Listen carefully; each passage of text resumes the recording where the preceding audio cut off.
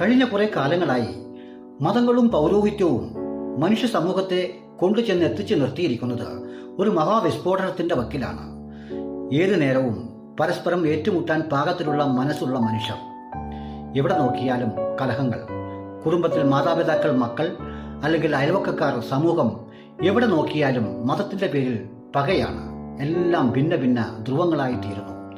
ഇത് എന്തുകൊണ്ടാണ്?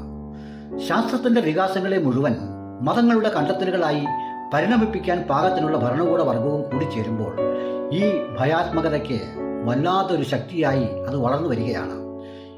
ഇത് നമ്മൾ കണ്ടില്ല എന്ന് നടിച്ചാൽ നമ്മൾ ചെയ്യേണ്ടത് പുതുതായി വളർന്നു വരുന്ന തലമുറയെയെങ്കിലും നമ്മൾ ഈ ജാതി പിശാചുക്കളിൽ നിന്ന് നമ്മൾ രക്ഷിച്ചെടുക്കണം. അത്തരം ഒരു സമൂഹത്തിന് മാത്രമേ ഇതിന് ഒരു പരിഹാരം കണ്ടെത്താൻ കഴിയൂ. അതിനാൽ നമ്മൾ നമ്മുടെ വളർന്നു വരുന്ന മക്കളെ ഈ ജാതി പിശാചുക്കളിൽ നിന്നും രക്ഷിക്കുക.